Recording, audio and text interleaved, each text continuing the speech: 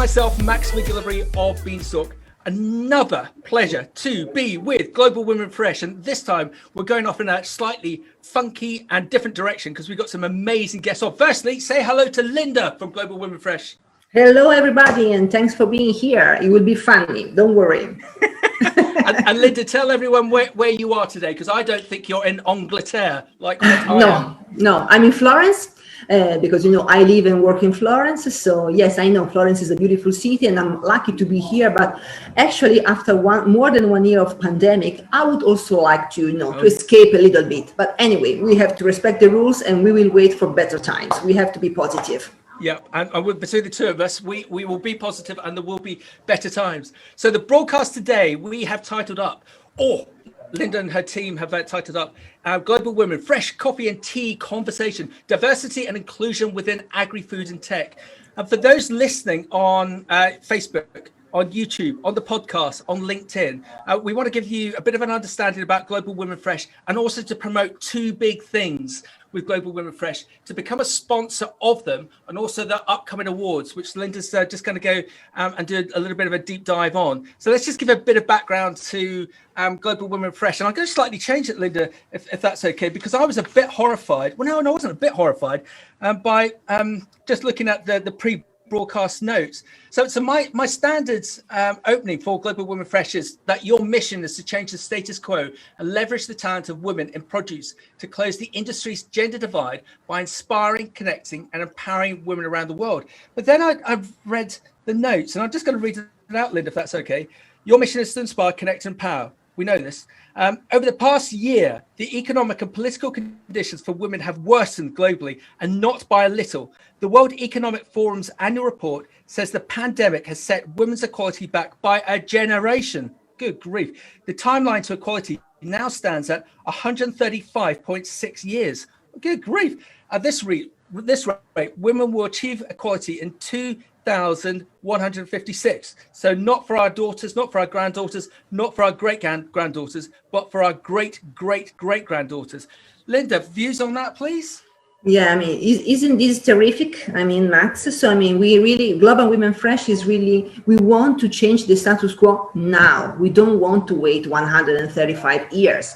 So, of course, we are even more committed to inspire, connect, and empower women in the fresh produce business, worldwide speaking. But to do this, of course, we need the help. We need the help of companies that are committed in pushing, in leveraging the women in their companies and in the society. So we are here also to mention that we need your help. So please go to our website, www.globalwomenfresh.com. Read all the information about our no-profit organization. We exist since 2019, and so far we have we made a lot of very interesting cooperation with important people and organizations. I can mention one for all, which is the cooperation with the United Nations and their She Trades Department.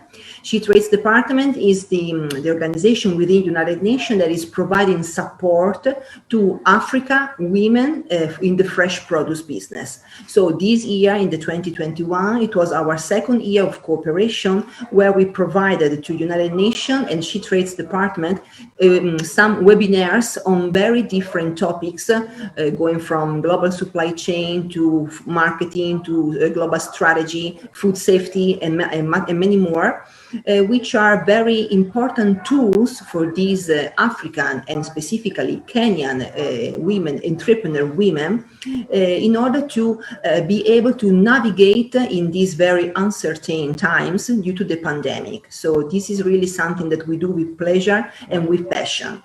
And we also, as Max said some minutes ago, this year is our first year of our 2 awards. So we decided to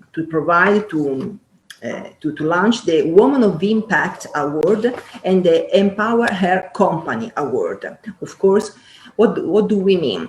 The Woman of Impact Award is a woman that leads with example, leads with purpose, and she inspires other people to do more and to be more.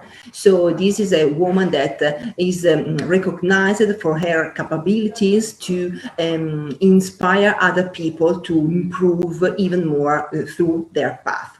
The Empower Her Company Award wants to recognize that company that during the last year was very committed in pushing in empower women in leadership roles within the company itself. So you can still provide your candidates, you can still submit your nominations. So go again to our website and be part of these awards, because it's very important to make the people to be aware of what is happening in the world of the fresh produce as far as the women. Fantastic. Linda, well done. And I can see that I see other ladies groups, especially within the likes of Pure Agriculture, that have got significant industry sponsorship from the likes of ag companies. So I know that it works for Global Women Fresh because it's worked for other organizations, not dissimilar to you, that are, say, 10 years older than you. But to me, I believe that you're more dynamic, that you're serving more of a process, and you're actually creating the conversation and not just being part of the conversation.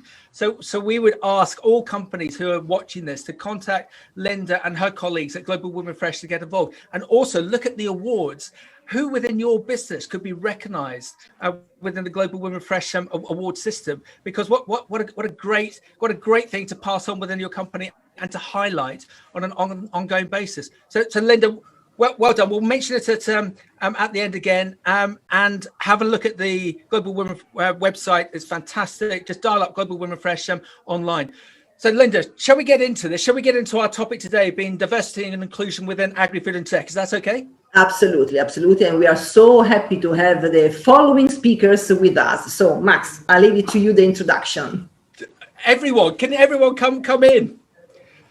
So look at these amazing people, and we are across the world. We're California, we're Italy, we're Spain. So what we're going to do, everyone, is we're just going to get our experts to give a little bit of a background on themselves. I'm then going to do a deep dive interview with them each for about 10 minutes, 15 minutes a piece. And then we're going to go to a Q&A with everyone on this subject of diversity and inclusion within Agri-Food and Tech. So let's start with Vonnie. Vonnie, can you just give us a bit of a background on yourself, please, and who you represent? Hi, Max. Hi, everybody. Thanks for inviting. Antonio, no, not you. We already had this conversation. You're coming last because you're too handsome. Vonnie. Okay, I'm ready. Go. Sorry, Antonio. That's all right. We'll let him in later. I'm Vonnie Estes. I'm with the Produce Marketing Association, and I'm located in California. And PMA is a global organization supporting the produce industry all the way from seed through retailer and consumer. And I'm the Vice President of Technology, so I work in making our members aware of what technology there is that they can use, and also making the technology industry aware of what the needs are of the produce industry. I've been with PMA for 2 years, and prior to that, I've worked for a number of startups and small companies in commercializing technology in ag, and also some of the large multinational companies in developing and commercializing ag tech products. Fantastic. Vonnie, thank you. Beatriz, over to yourself. Who are you and who do you represent, please? Hello, everyone. This is Beatriz Jacoste from Valencia, Spain. I am the director of KM0 Hub. What we do here is study the challenges of the food system and support the people that are putting forward solutions for them. So very glad to be here with you. I've been traveling around the world for many years, meeting the people disrupting the food system in a positive way. So happy to share with you all of those insights of those amazing people solving worldwide problems. Fantastic. Antonio, over to your good self, please, sir. Now it's me. Okay. Hey. Hi, I'm Antonio Iannone. I live in Como, just on the Swiss border halfway between Milan and Lugano. And I assist food and food tech companies and startups in fundraising, merchant acquisitions, and even digital marketing. I collaborate even with some food magazine, always writing about the food tech and food innovation. And of course, I even organize a podcast and a webinar and so on, Clubhouse Room. Of course, even with a strong commitment on gender equality. So for this reason, Linda invited me, and I thank you her again. Fantastic. Antonio's a rock star. Vonnie's a rock star. Beatriz is a rock star. Linda, we better have a bit of your background as well, please. Yes, of course. Let me tell you first that the reason why I wanted Antonio to be here with us is because he recently had a Clubhouse event with all women. Women about food tech. So now, after, we want him to tell us what emerged from this Clubhouse. Also because I don't have Clubhouse because I am Android. So I'm very curious. Yes, Max, I was 1 versus 16. One man with 16 women. So, I had some interesting topics that arise that night that I will be glad to share tonight. Fantastic. Well done. So the interview order we're going to do, so we're going to go with Vonnie first, and then Beatriz, and then Antonio. But Linda, you're not escaping our clutches. Could you just introduce yourself and the company that you work for over and above Global Women Fresh, please? Of course. As far as I am concerned, I have been working with an international freight forwarder here with the headquarters here in Italy since many years, and I am the corporate director of our fresh fruit vertical market. So almost 10 years ago, I created from scratch this new business unit within our company, which is now composed of a team of 15 people, more or less, worldwide, and we are focused on the air and ocean shipments of fresh fruit in the world. Further to this, and thanks to this, I am one of the co-founder of the Italian Women Association for the Fresh Produce and Europe President for Global Women Fresh. So this is the reason why I'm so committed with the fresh produce business and so committed with the gender equality and to close the gender gap, to change the status quo. I live in Italy where we see some improvements, but many more are required. So we have to fight and to be really on this path. So thanks again, Max, for being here. Linda, thank you. Could everyone turn off their videos apart from Vonnie, please? So Vonnie, if it's okay, what I do find with experts, if like yourself, is that you're very good at, well, you're experts, but sometimes you're always a little bit modest in describing your background. And we have found that on our podcast, people like to have a bit of a better understanding. So if it's okay, I'm just going to give a bit of a background to yourself over and above what you stated. So you're driven by a passion for agriculture and sustainability. You work with companies to navigate, develop, and commercialize innovation. You've had leadership roles at prominent companies, including DuPont, Monsanto, Syngenta, along with startups and venture funds to identify revolutionary science and bring products to market. You have built a number of agricultural and bio-industrial startups with successful exits.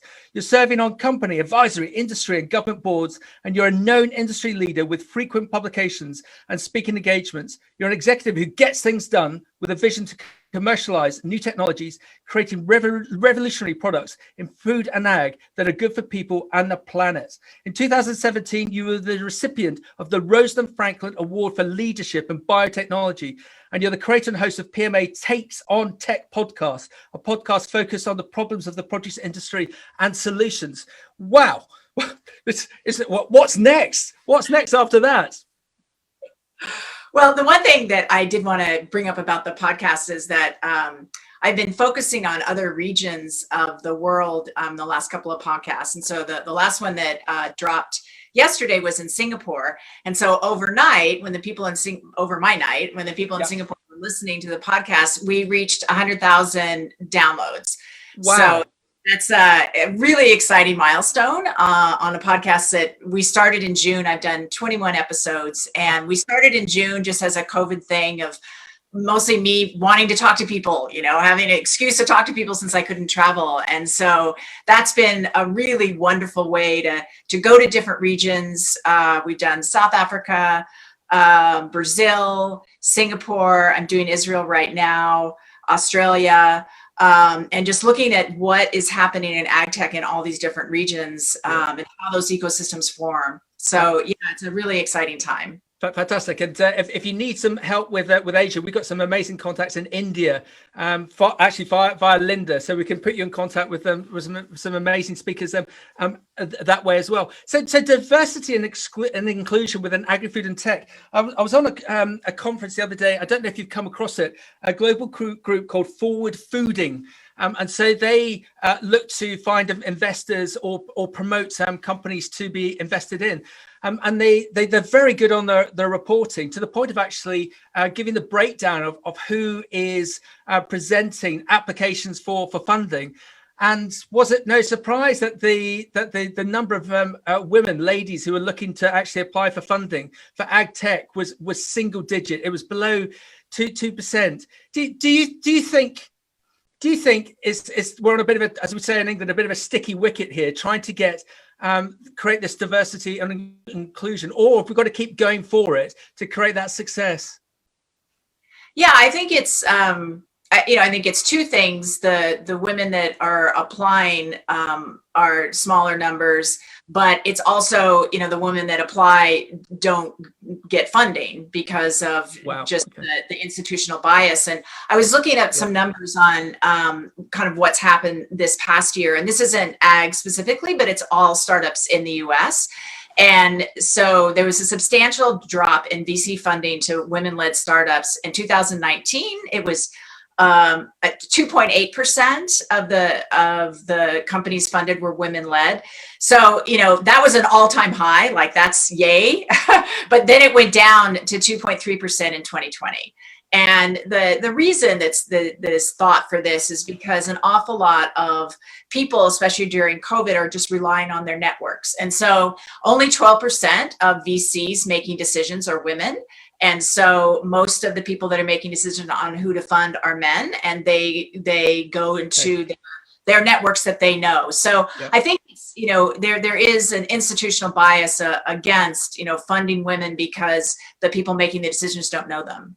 Wow. So thank you for being so candid on the basis that if we can have this type of conversation to drive behavioral change with those funders, and hopefully get more women involved in that funding element. There's a contact of mine in the UK that was approached by a headhunter to become a chairperson of a UK fund, and she found she didn't get the role, and she found out through various means that they decided that they needed a man within their organization. And if you looked at that particular investment house, they're all men, and we've got the likes of one of our biggest pension funds in the UK, Legal & General. They've stated that all the largest 100 companies that they're investing in the UK, if they don't have a diversified board by the end of 2022, they're going to withdraw funding from those companies. So crikey, those companies are now getting busy finding the best women out there to join those companies. It'd be interesting to see whether the same thing happens with funds. And it's so difficult, isn't it, for ladies on that basis, because they've got to be even better to be able to get that funding. That must be very frustrating for them. Yeah, I think it's really hard, and I think it's getting better. And certainly some people I know in California, I have a friend of mine, a woman that I've mentored, that she was going after funding when she was 8 months pregnant. And so I'm a earlier generation, and I just thought, how amazing is that, that you're walking into these VCs and it's like, I'm a woman and I'm pregnant, and give me money. And she got funded, and it's a great story. And I think that it is getting somewhat better, but as you mentioned in the beginning, it's so slow. It's so slow how fast or how long it's taking for this to change. And I think you mentioned boards as well. In California in 2018, we passed a law that every public board by last year had to have at least one woman on it. But that's public boards, and the private boards are much, of these startups and these smaller companies are much worse. Like in 2020, 49% of private companies had zero women on the board. And that was an improvement from 60% in 2019. So we've got these rules of public boards, but now we've got, these startups and these companies that have had, hundreds of millions of dollars invested in them, and there's no women on those boards making any of those decisions. So that's another place, both we need to be paying attention to it in startups and funding. We need to be paying attention to it in corporations. I mean, 1 in 4 women in 2020 in the US have toyed with the decision of leaving the corporate workforce because they just can't handle all the pressures that are put on them during COVID of taking care of their children. Yep. And so really starting to look at how do we develop a workplace that's inclusive and that supports all employees. I mean, there's some men taking care of children or men taking care of elders, but how do we be more inclusive and allow people to have their lives and take care of their lives and really contribute in the workforce? And I think we have the opportunity to start building, coming back from COVID and coming back into the workplace. How do we build for that? How do we make sure people are taken care of and can do their jobs and run their lives? Yeah, well done. Let's go for the new norm, the new normal. That if we can create that change, especially with those examples that you've given, and do you think with this new normal that sustainability and innovation and the diversity that we all want within Agrifood and Tech, are you positive that we will see that positive change?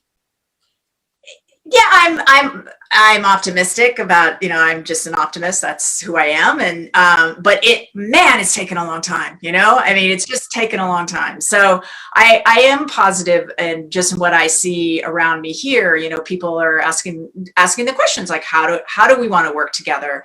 And how do we want to move forward, and how do we take care of people? And I think on the sustainability side, there was a little bit of pause, I think, thinking about sustainability in the beginning of COVID when we just wanted to stay alive. And but I think it's roaring back, sustainability and climate change. How do we want to build our companies to make sure that we're taking care of people and taking care of the planet? So I do see a lot more focus, and I think in the US specifically with the administration change, yay.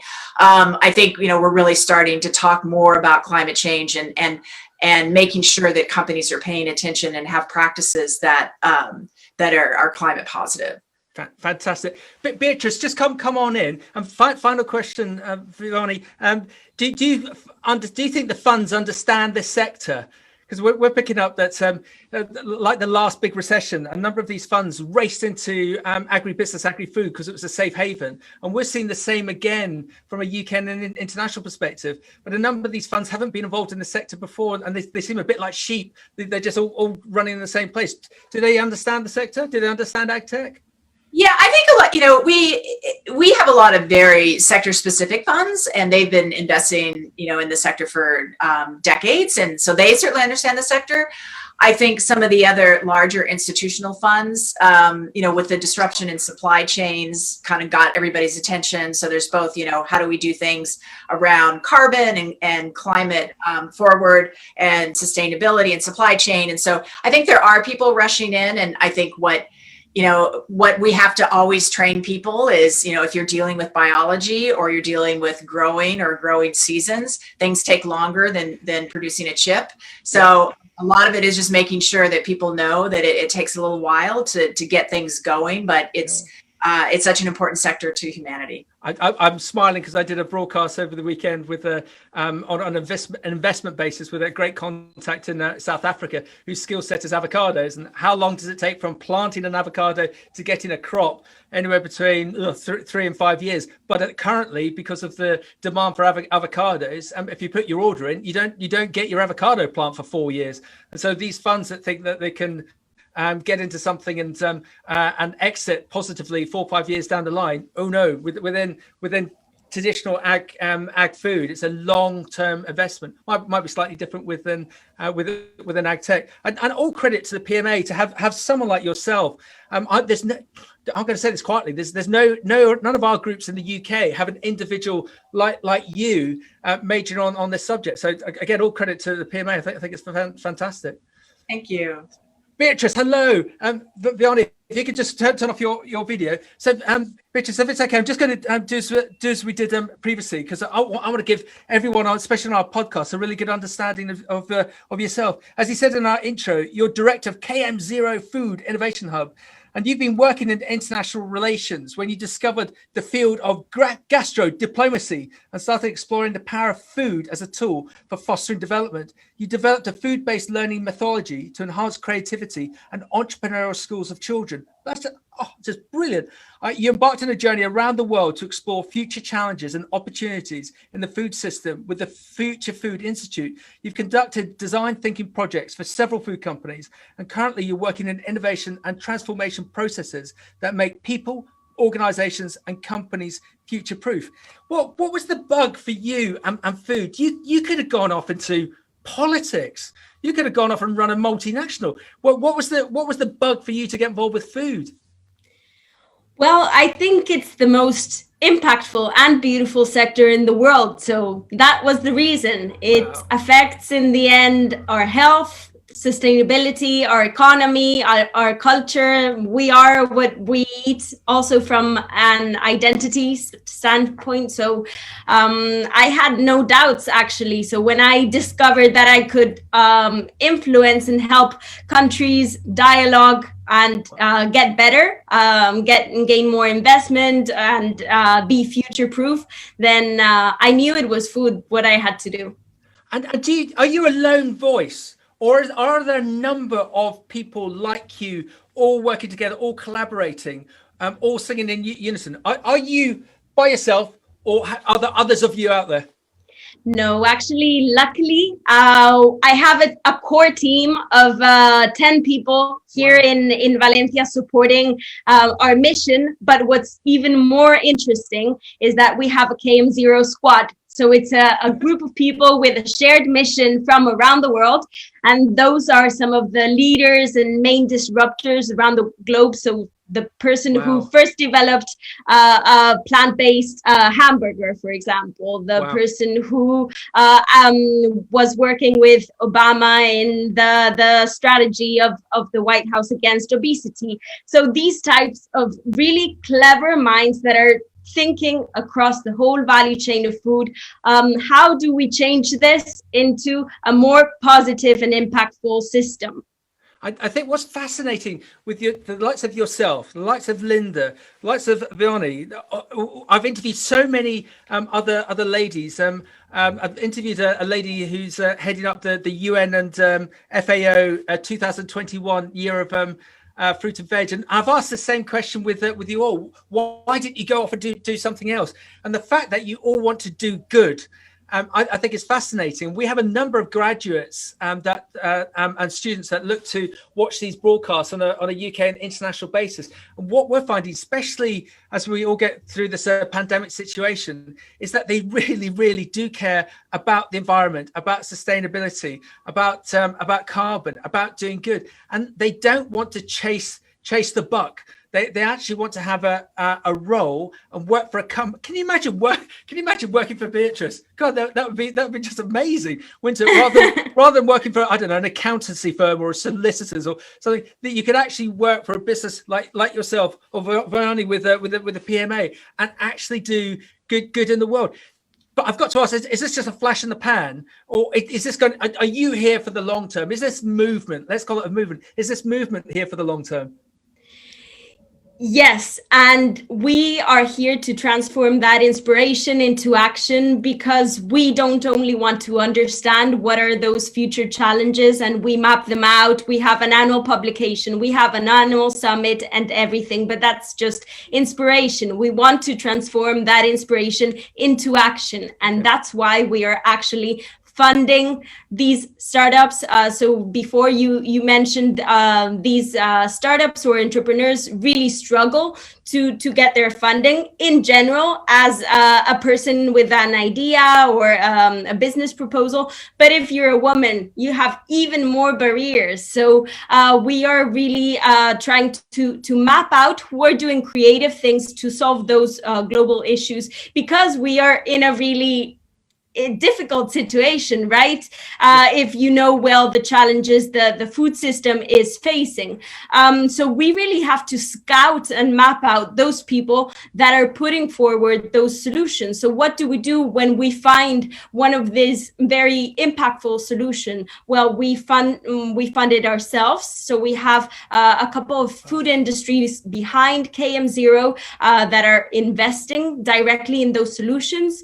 We also promote open innovation. So we help big corporations incorporate these solutions or technologies into their processes.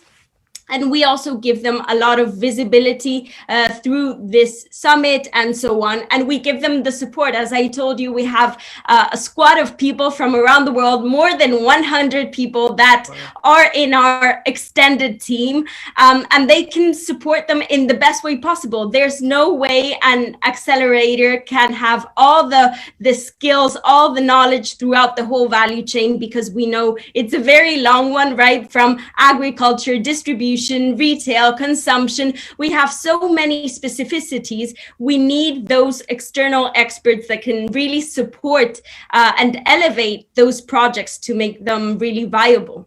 Fantastic. And Vonnie said in her little interview that there are these barriers for women entrepreneurs because the funds might be looking to not go that particular direction. The barriers that you see for women in agri-food and tech, do you think they're too high, or can we break through them? Mm-hmm. There is a real glass ceiling, and we see it in the numbers. There's evidence that this barriers exist, but I believe that both corporations and individuals have to take action. So corporations, they have to really commit to change and take intention in what they're doing. Because of habit, you might turn up doing, as Vonnie said, whatever we have been doing for years, or whatever is closest to us. As she mentioned, most investors are men, so they don't empathize with many of the projects. And as you said, Max, many women put forward solutions that are with positive impact. So also the context and the intention of these solutions are very important to us as society. So we really have to pay attention to them. But what I really do believe is that us as women, as individuals, we have to take several decisions to make ourselves show up and stand up in this context, right? So we cannot only think that the world is unfair, companies are unfair. We really have to change our own mindsets and attitudes. And within this, there are several things that have helped me be where I am at the moment. And I think it could be helpful for others to think and take ownership of their own destiny, right? So, for example, I think all women should equip themselves with the best knowledge. They should prepare themselves to be outstanding. And then they have to perform. They have to give results. And when those results are there, and when companies see that they are outstanding with what they're bringing to the company, then women have to have the confidence to ask whatever they want to ask. Yep. And of course, and a very important thing, we have to be also humble and look for support in our families, in our environment. We don't have to be superwomen. So we have to fight for ourselves, but also accept support from others. Fantastic. And Antonio, just come on in as we finish a little chat with Beatriz. Beatriz, as Vonnie gave that fantastic example that one of her contacts went in to see a fund 8 months pregnant and said, "This is me, I'm pregnant," and knocked it out of the park. So if you've got that positive attitude and you've got the correct idea, and we all know that as a whole that in business, ladies are far more proficient than men, and that's just my view, because it's been shown to me time and time again. So that if everyone have a look at KM0, and definitely KM0 Squad. So it's km0hub.com/squad to have a look at. Richard, thank you very much. If you could just turn off your video, that'd be super. Antonio, what do you think to the ladies? They're just amazing, weren't they? How do we keep up with that? I don't know, man. But anyway, the discussion is really interesting. Fantastic. So if it's okay, the same to your good self, and thank you for holding on. So I want to give a bit of an understanding as to your background for everyone on the podcast. So I love your statement. The Food Cons mission is to cooperate with individuals, startups, and companies sharing these values. You are at full disposal to assist agri-food tech startups and companies in raising funds and communication to help them impose at global level. To carry on your mission, you can rely on an intimate passion for food, a deep commitment on innovation, and a great international exposure, besides writing networking skills. And you strive to shape a better world through technology, innovation, and sustainability in the ag food sector. And you we can see this, love to interact with individuals, startups, and SMEs sharing the same values. You're a great communicator, writer, networker, and you can rely on a strong entrepreneurial mindset and as an intimate passion for innovation. And you've got deep commitment to sustainability and a wide background in sales and supply chain with great international exposure. Switzerland, Europe, India, China, as a challenging experience as a private chef. And in 2017, you came back to Europe after a fantastic experience. And I'm going to murder this. Aruba. How are you pronouncing that? Did I get it right? Aruba, yeah. Aruba. To build a bright future in food and pharma industry for you and your family. In 2015, after more than 10 years spent in sales and supply chain, both in freight forwarding and pharma, you decided to drop everything, leave your comfort zone, changing completely your life to follow your passion for food. So you moved to Aruba to manage with your best friend your own business in food and beverage and event planning. Well, fantastic. I meet especially men. I meet too many men who are so depressed at their job, at their life, and I say to them, go and do your own thing. Take the leap. It might feel a little bit uncomfortable, but if you've planned it out, it will work. It always works out. And unfortunately, 9 out of 10 don't, because they need the comfort blanket of the monthly paycheck, and they're trapped. They're in a prison. Then we have people like you who've, and I'm not going to swear, who've had the kahunas to go out and actually do something and do something. Don't swear again. Very, very, very well. So yourself, we've had a lot of comments from the other two experts, ladies, saying that there's this unfair bias against women, especially on the funding in the respect of Agri-Food and Tech. Are you seeing the same thing? Yes, absolutely, Max. But I would like to share two important things. In the last Forward Food in Food Tech 500 report, in which there are ranked the 500 best agri-food tech startups in the world, and there is that 45% of agri-food startups are founded by women, LGBT or minority.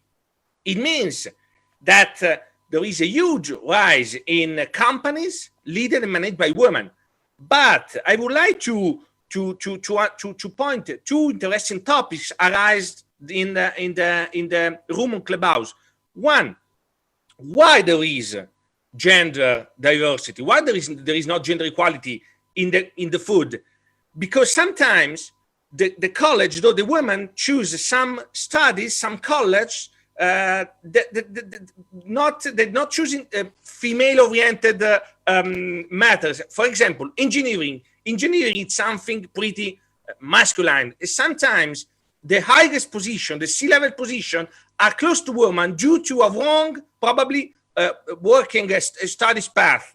And then, by the other side, another important thing that arises, that there are still more women and girls launching their own startups for a kind of emancipation. You know, they would like to, they are tired to be considered sometimes as B employees. So they did. I drop everything, something that I did probably, and I launched my own startup. I want to manage my own business as a kind of emancipation. So we could definitely say like that. And that's why so many women are founding and launching own startups. Is one of the reasons, not the only one, but is one interesting point in my opinion. And do you think that the answer to this bias against women in investment circles is the answer to actually have an investment business that is run just by women, for women? Does such a thing exist? Yes, of course. And and sometimes business funded exclusively by women, they exist. And of course, sometimes what's wrong in this woman only leaded and managed only by women is sometimes that they love together. They do some kind of closed meetings only by women, but just together, just to talk. Yeah. And it could be interesting, in fact, even doing some women club, but they have to have one main reason. For example, networking. Sometimes women, for women, it's hard to do networking. It's hard probably to reach a bank director, for example, a top level. Sometimes it's interesting for women to together in themselves, for example, to facilitate the networking with high level position. But anyway, Max, there are so many startup funded and managed and led by exclusively, for example, by 4 women, as you told. And even sometimes, I don't know if someone before me told, sometimes when you apply for fundraising, there is a specific question. Do you have a woman in the founding team? Or probably 4 women in the founding team. Maybe it's better sometimes. And this one, absolutely, this must be the way. I hope that this is not the exception, but it becomes a rule in the next future. Well said, and I think it is hopefully going that way. So if we've got a lady or a team of ladies watching into this broadcast, and they know they've got the ability, they've got the courage to go out on their own, and they want to be in agri-food and tech, give us the secrets. What area of agri-food and tech would you advise that they investigate for them to go into business in? What would be your advice to them, please? But Max, beyond any doubt, alternative proteins. In alternative protein, I can bring some interesting example in USA, in Singapore, in Europe, and of companies funded and managed only by women. Don't tell me why. Probably it can be connected to what I told before. Probably the studies they did is biotechnology, it's food engineering. Probably there are some matters that women always loved. But beyond any doubt, I would say alternative proteins, one, because it's full of women-founded companies, and anyway, it's because it's one of the most interesting topics and trend in the agri-food tech space. Yeah. And just go back to what Linda said, with the Global Women Fresh involvement with the ITC and She Trades, and we've been very privileged to be involved with some of the conversations. We've hosted some of the broadcasts out of the likes of Africa. What we're fascinated about, if it's okay to mention it, on a sales and marketing perspective, there was Linda will remember her name. There's an amazing lady, as an example, Iannone, in Kenya, and they produce avocado oil from waste avocado.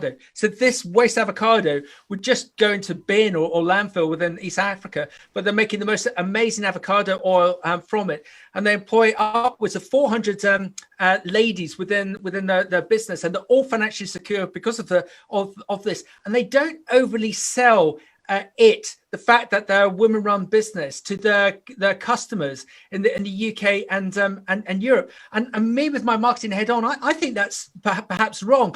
What would your advice be on a marketing perspective? Should ladies who are coming into agri-food and tech, should they be shouting and waving in a really positive manner that they're a women-formed business and that they've employed a high percentage of women in their business? Do you think that's a good marketing technique for getting funding and also for getting future sales? What do you think? Max, I would say no, because, it's not, I don't think that self-specified, we are women, it could be something of less self-esteem. I don't know. It sounds something like 68 feminists. You know what I mean. Yeah. And probably I don't think that underlined we are women, we are top. It's a good thing, because I repeat. And Max, interesting question, because it surged even in other event. Women don't like this because I repeat, it must be something auto ghetto. So it means we are women, but no, you don't have to specify. You sell a product. Then if you're a woman, it's secondary. And Antonio, I trapped you. I trapped you with the question because I asked this question, like the naive fool I am, and they said, no, Max, we will not do that. They will not buy our product because we are women. They will buy our product because we're authentic, because we're an authentic business. So, whoa, okay, I have been put back in my box. I will not ask that question of them again, but I've asked you of it, and it was fascinating to hear your answer. Antonio, if it's okay, we're just going to bring everyone back in now. So if everyone can come in for our Q&A. Antonio, just as everyone's coming in, if I could give you a magic wand to create the success and gain parity within Agrifood and Tech and in this diversity and inclusion question for women, what would be the answer? So I've given you the magic wand to create parity for Agrifood and Tech. What would you do with my magic wand? Oh, Antonio, did you hear my question? I've got everyone else back in. No, okay. Maybe Max, if I can skip now, I think about it and I revert. No problem. I'm going to go to Linda. Linda, if I could give you my magic wand to create this parity within Agri-Food and Tech, what would you do, please? This is a very interesting question. I hope that human being will be able to create alternative food that will be also capable to save the planet, because the population in the world will increase and increase and decrease in the future. So more people will need to be fed, but at the same time, the land and the spaces are limited. So, people are increasing, but not the world where we are living. So we need to find a way to keep the balance between the people increasing, the number of people increasing, and the type of food that we are going to eat, that we are going to need. So vertical farming, alternative protein, as Antonio said. So these are the future, the type of targets where we should go after. This is my opinion. Linda, Vonnie, it's fascinating what you were saying about the new change of administration in America and in the UK. Our UK Prime Minister, he was ill on the back of COVID, in his own words, because he was chubby, because he was fat, and he was going to do everything he can do within the UK to make sure that we're a fit and healthy nation. And we've got COP26 coming up in the UK at the end of the year. So it feels like it was a bit like our initial conversation, Vonnie, that everything's coming towards us. You've got a new administration. Everyone's talking in a more positive manner. So do you think that we are pointing in the right direction? Yeah, I think, and you bring up health, that's certainly an important one as well. And I think we're certainly looking at how can we have better healthcare, more healthy practices, how can we eat better, and I think that's going to be continue to be highlighted on how do we take care of ourselves and eat healthy. So I think it definitely I think there's a lot of optimism right now just with the vaccine and with the new administration and taking care of some of the climate issues that we've had. So yeah, I'm really optimistic. Great. So we can ride that wave. And Beatriz, do you think that the same? Well, let me ask you a question. If I gave you my magic wand to create the success for you and your business and your colleagues, what would you do with it, please? We would like the future food to be accessible, of good food, because we have managed to make healthy and sustainable food, but not at scale yet. So we need to make it scalable, to reach people from around the world. And I wouldn't only look into alternative foods. We really love what our grandmas used to cook.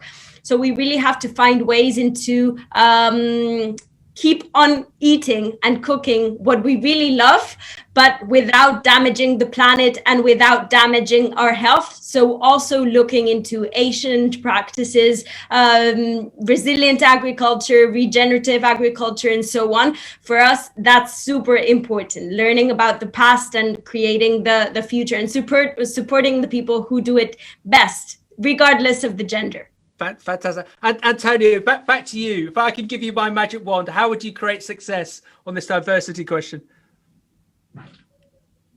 Max, I would like to confirm what Beatriz has just told, of course, what we have to do first, stop the food waste, for example, because just considering the food production could be enough to feed the famous 10 billion person in 2050, but we have to waste less. Yep. And in this, a great contribution can be given by women. As I told, there is a huge growth of agri-food tech startups founded by women, even especially, for example, in the food waste space, in the alternative protein space. Yep. So what we have to do with the assistance of course, with a great contribution of startup funded by women, first of all, reduce the food waste, and we are on the correct way, and create we create food with less wastage of resource, with less use of resource, not exploiting so much the resources. Alternative hypothesis is one example for another, but for example, you mentioned before behind the curtain the agri-tech, the precision farming, for example, that is something related even to Linda's job. So producing fruit, producing veggies with less usage of water. Yep. And in this space, Max, I have to tell that there is not so much diversity, because as I told, there are a business that requires a huge engineering background, and sometimes women prefer to study anything else, but it could be a challenge. So women, for example, study something pretty male-oriented, engineering, for example, and we could see even in the agri-tech space more startups and business funded by women. But they probably will need 2 or 3 generations to understand it. Those are, even women has to understand that they can even study something that they be considered always so masculine, I would say. Yeah, and Antonio, well done. And it's a very good point that you make about food waste. In the UK alone, we throw away 1.2 million bananas a day. 1.2 million bananas, and if you spread that across the whole fresh produce sector, it is maddening. I'm going to say a dirty word: money. And I'm just going to give you an example as to why I want to bring that up. There was a conference I was involved in about 4 years ago, and the main speaker was the VP, the Vice President for PepsiCo for Europe.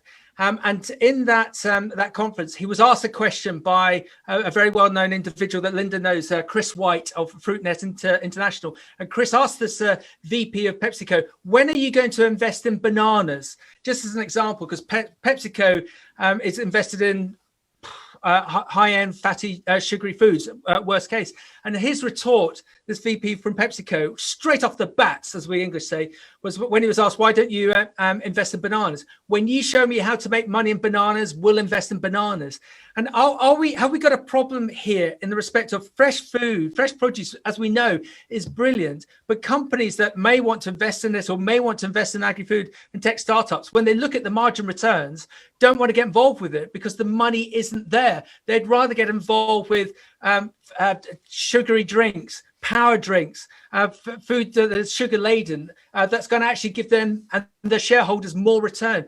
What is the answer to this? How can we get those companies or those investors to direct more towards fresh produce or plant-based companies that are going to do good? Vonnie, what do you think? What's the answer to that one?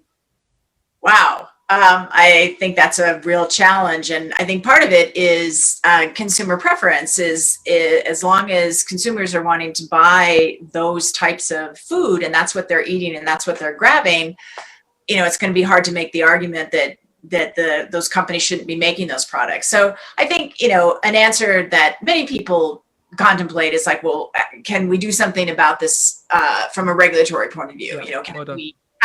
Can we make it not so profitable for them to sell food that when eaten in excess can make people sick? And so I think there is, some amount of taxation that could happen to if you look at, how much is some of the health problems, how much is that costing? And so you kind of layer that on top of, okay, let's do some real full cost accounting here, and let's layer some of these healthcare costs on top of, them selling that. So I think that's one possible way, kind of doing some taxation. Another is, I was talking to a guy in Israel this morning that is breeding these very small melons, like individual melons that you can eat the rind. And so, let's continue to make produce more convenient, so that children want to eat them. And so that it, and let's continue to do breeding so that, apples don't brown, and, we can do things that make things more convenient, that have things last longer. Yeah. So I think there's some things we can do in that area as well. Okay. Well done. Thank you. Beatriz, would that help you and your business and your colleagues if we taxed fast food, sugary food, so that we're drawing the consumer more towards plant-based and towards more fresh produce? What do you think? Mm-hmm. As I mentioned, we are backed by food industries that are aware about the fact that they need to change, and they are open to hearing what are the real challenges they are creating in the world, and they are open to collaborating with people that are already doing things in a better way, right? So at least we have the intention of those food companies wanting to do different. And the reason is linked to what Vonnie said. The reason is consumers are starting to demand a different types of products. So they are more open to looking into new business models. So one interesting example of a company, a startup that generated a new demand that is good for the planet is called Planet Forward. The founder is a lady called Julia Collins, super interesting. And what she is doing is creating snacks out of regenerative agriculture ingredients, right? So we are saying that regenerative agriculture is necessary for the planet. But if there's no demand, what's the incentive for farmers to start growing those types of crops? So if we, as an industry, create a demand for a certain product, farmers are going to be more incentivized to start growing that type of product. And for example, Julia Collins, she has achieved an investment of $5 billion, Wow. dollars. So there is opportunity and there is market for products that are good for the planet and good for health. Fantastic. And if we look at the likes of the oil companies are now heavily investing in green energy, and the likes of Unilever, the likes of Nestle, that we're seeing within Europe are very keen to get involved in this this new world of plant-based, and also just starting to dabble within fresh produce. Linda, you're a veteran within fresh produce. Do you think this is going to be the solution to get those bigger companies to come to us, or have we got to tax them out of existence, and so people will buy fresh produce instead? No, Max, I mean, nowadays, especially now after the COVID, after the pandemic, people and consumers are more and more open and willing, and they also desire to eat in a more healthy and sustainable way. So absolutely, for sure, fresh produce and the agri-tech food, they are all part of a new future that is emerging, because the consumers' choices are changing, because we want to eat healthy and sustainable, saving the planet. So absolutely, I think that this is the future, and what Beatriz and Vonnie and Antonio said is totally correct. So companies, they need to invest in this path, because this will be the future more and more. Yeah, come on in, investors. Come on, absolutely. Come and join us, and especially to support women in this whole area of agri-food and tech. So we're just coming up to the witching hour, and I promised everyone that we would stop on the hour. So just to positively wrap up, what would everyone like to see in the way of the solution of creating more diversity and inclusion within agri-food and tech? What do we all want to see? Beatriz, you start us off, please. What's your closing positive statement, please? Beatriz, just put on your ears, please. We can't. Beatriz, could you turn on your audio? That's it. Got it. Sorry. We've all done that. So I would like to see investors, companies, and people to see others just as people, regardless of the gender. We are on a very complicated mission. We have severe challenges we have to face as humanity. So we need everyone on board, not just the 50% of humanity. So just look at the solutions regardless the gender. Well done. Well said, Beatriz. Antonio, what's your answer to that? How can we create this success, please?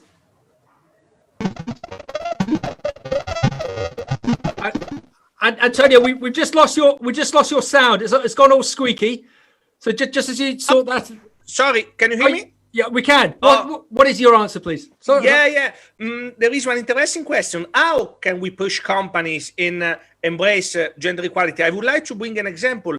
I recently wrote an article about the first fast food chains in the world. I don't want to make a commercial, but for example, they launched from this year. Besides, of course, to promise a certain number of hiring among women and minority. But what they did, they introduced one remuneration for C-level based on their commitment on gender equality. So not just a bonus based on sales, but even bonus correlated to the commitment the C-level will show on gender and minority equality. In my opinion, this could be a great example. This is something great that other companies should follow. Probably we will take some years, but I'm surely I agree that there could be one interesting starting point to more gender equality in the future. Antonio, well done. Vonnie, what's your answer, please? So I love what Beatriz said about, let's stop saying women entrepreneurs or women this or women that. It's just like people doing great things. Yep. Within that and kind of underneath that, I really want to see women continuing to support each other and men continuing to support women in more and more leadership roles, both as startups and also within corporations, so that we can get more women leaders because they've learned through the ranks and get to a point of really being leaders and having the huge amount of impact that we can have. So around supporting each other, both men and women, supporting women to continue to prosper and thrive. Fantastic. Linda, what a fantastic mix of experts that you garnered for us. Linda, just to wrap up, really enjoyed this. I've learned so much from the broadcast, from the conversation. Just before we leave, can you just give us another big promotion for Global Women Fresh and the awards? Why companies should sponsor yourself and why people should enter the awards, please? Yes, first of all, let me very quickly say thank you to all our speakers, because I was impressed with the concepts and the words and the capabilities of our speakers. So thank you very much for being here. And yes, Global Women Fresh is committed to close the gender gap, not in 135 years, but now.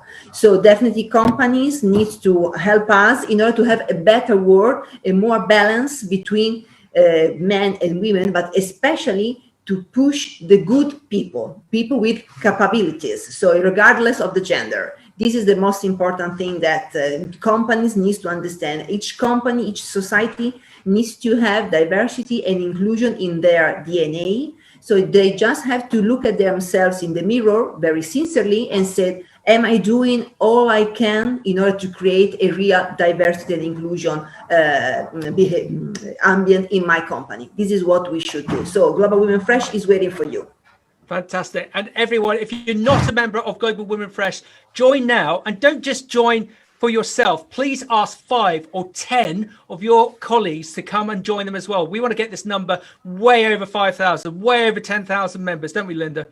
Yes, absolutely. So John, spread the word, be part of the conversation, be part of the future. We have a lot of examples in the world where women at the top of society or companies, performances are improving. So, I mean, having more women at the top of companies and societies will bring benefits for everybody in the world and in a single company.